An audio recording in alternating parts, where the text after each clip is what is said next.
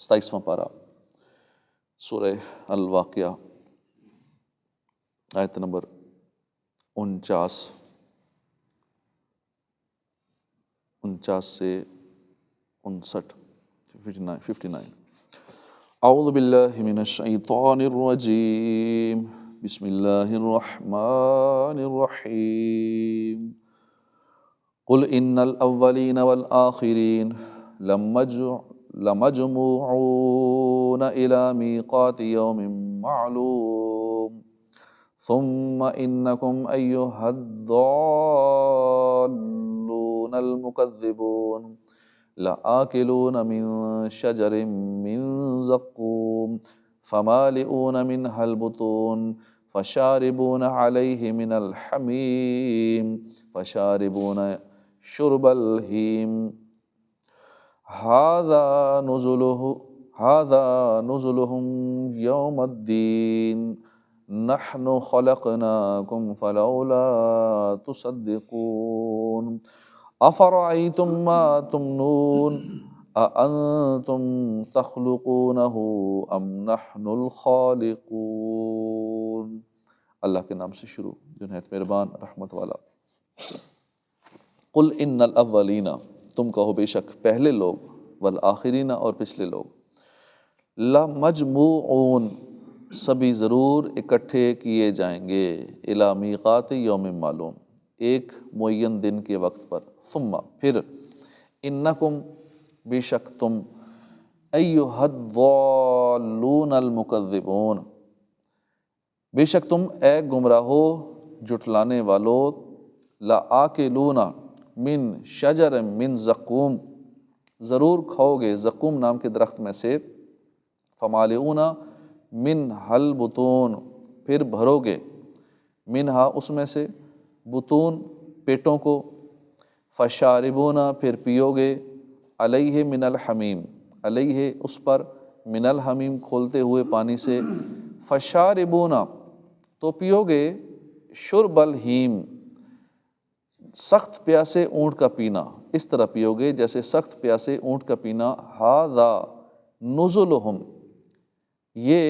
نزلہم ان کی مہمانی ہے، یوم الدین انصاف کے ساتھ، نحن خلقناکم ہم نے پیدا کیا تمہیں، ہم نے پیدا کیا، فلولا تو کیوں نہیں، تصدقون تم سچ مانتے، افرأیتم تو بھلا دیکھو، ما تمنون وہ جو تم منی گراتے ہو، اانتم کیا تم، تخلقونہ بناتے ہو اسے آدمی، ام نحن خالقون یا ہم ہی بنانے والے ہیں، تم بناتے ہو یا ہم ہی بنانے والے ہیں۔ ترجمہ کنز العرفان۔ بے شک سب اگلے اور پچھلے لوگ، بے شک تم فرماؤ کہ بے شک سب اگلے اور پچھلے لوگ ضرور ایک معین دن کے وقت پر اکٹھے کیے جائیں گے، پھر اے گمراہو جھٹلانے والو بے شک تم ضرور زقوم نام کے درخت میں سے کھاؤ گے،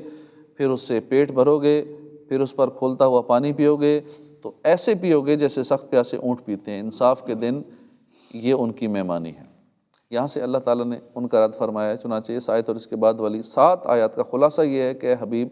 صلی اللہ علیہ وآلہ وسلم آپ فرما دیں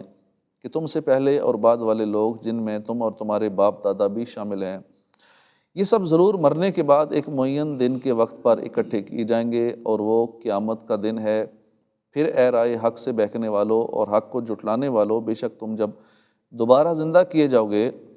اور حساب کے بعد جہنم میں داخل ہو جاؤ گے،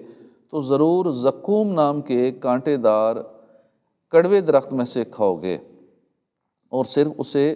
کھانا ہی تمہارے لیے کافی نہ ہوگا، بلکہ بھوک کی شدت کی وجہ سے تم اسے پیٹ بھرو گے۔ پھر جب زقوم کھانے کے بعد تم پر پیاس کا غلبہ ہوگا تو کھولتا ہوا پانی عام طریقے سے نہیں بلکہ ایسے پیو گے جیسے سخت اونٹ پیتے ہیں، پیاسے اونٹ پیتے ہیں۔ مراد یہ ہے کہ ان پر ایسی بھوک مسلط کی جائے گی کہ وہ مجبور ہو کر جہنم کا جلتا تھوڑ کھائیں گے، پھر جب ان سے پیٹ بھر لیں گے تو ان پر پیاس مسلط کی جائے گی، جس سے مجبور ہو کر ایسا کھولتا ہوا پانی پئیں گے جو ان کی آنتیں کاٹ ڈالے گا۔ اللہ تعالیٰ ارشاد فرماتے ہیں کہ جو ذکر کیا انصاف کے دن یہ ان کی مہمانی ہے۔ نحن خلقناکم فلولا تصدقون، ہم نے تمہیں پیدا کیا تو تم کیوں سچ نہیں مانتے؟ تو بھلا دیکھو تو وہ منی جو تم گراتے ہو، کیا تم اسے آدمی بناتے ہو یا ہم ہی بنانے والے ہیں؟ نحن خلقناکم، ہم نے تمہیں پیدا کیا۔ یہاں سے اللہ تعالیٰ نے انسان کی ابتدائی تخلیق سے اپنی قدرت اور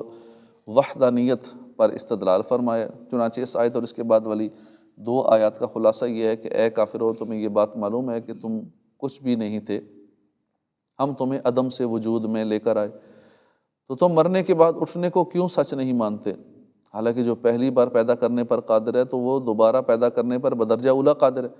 اور اگر تمہیں اس بات میں کہ ہم تمہیں عدم سے وجود میں لائے ہیں شک ہے، تو یہ بتاؤ کہ منی کے ایک قطرے سے جو بچہ پیدا ہوتا ہے، کیا اس سے عورتوں کے رحم میں لڑکے یا لڑکی کی شکل و صورت تم بناتے ہو،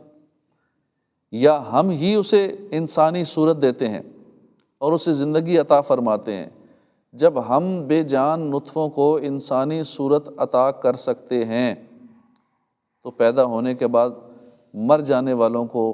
زندہ کرنا یہ ہماری قوت سے کیا بعید ہے؟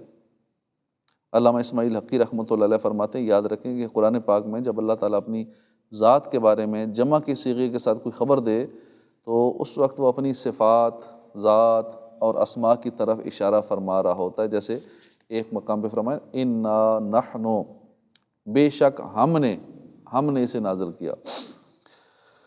اور جب اللہ تعالیٰ واحد کے صیغے کے ساتھ اپنی ذات کے بارے میں کوئی خبر دے تو اس وقت وہ صرف اپنی ذات کی طرف اشارہ فرما رہا ہوتا ہے۔ جیسے فرمایا انی، بے شک میں، ان اللہ رب العالمین، بے شک میں ہی سارے جہانوں کا رب ہوں۔ تو جہاں بھی نحن آ جائے، ہم آ جائے، تو اس کا مطلب ہوتا ہے کہ ذات صفات کے ساتھ۔ اور جب آ جائے واحد کا انی، واحد کا صیغہ آ جائے تو پھر اس کی صرف ذات مراد ہوتی ہے، اور یہ اس وقت تک جب اللہ تعالیٰ خود خبر دے۔ البتہ بندے پر لازم ہے کہ بندہ ہمیشہ واحد کا صیغہ استعمال کرے، واحد کا صیغہ بولے، کبھی بھی جمع کا صیغہ نہ بولے۔ ہاں، اللہ پاک اپنے لیے فرما سکتا ہے انا نحن، بے شک ہم، بے شک ہم نہیں کہہ سکتے اللہ پاک کو جمع کا صیغے کے طور پہ نہیں بول سکتے، یعنی یوں کہ اے اللہ تو میرا رب ہے، اے اللہ تو مجھے معاف کر دے، اے اللہ تو مجھے معاف۔ کئی تھوڑے زیادہ سیانے بنتے ہیں، نہیں یہ بے ادبی ہے، ادب کا لفظ آپ استعمال کرنا چاہیے، اے اللہ آپ معاف فرما دیں، اے اللہ آپ یہ کریں، اے اللہ تو میرا رب ہے۔ یوں ہرگز نہ کہ اللہ آپ میرے رب ہیں، کیونکہ اس میں شرک کا شائبہ ہے، اور بہت سارے زیادہ ادب کا وہ کرنے والے وہ بیچ میں یہ لفظ استعمال کرتے ہیں، تقریروں میں کر رہے ہوں گے، درس و بیان میں کر رہے ہوں گے، جو توحید کے منافی ہے، اس کا شرک کا شائبہ ہے۔ یعنی مناسب یہ ہے کہ اللہ تعالیٰ کے لیے واحد کا صیغہ استعمال کیا جائے۔ صدق اللہ العظیم۔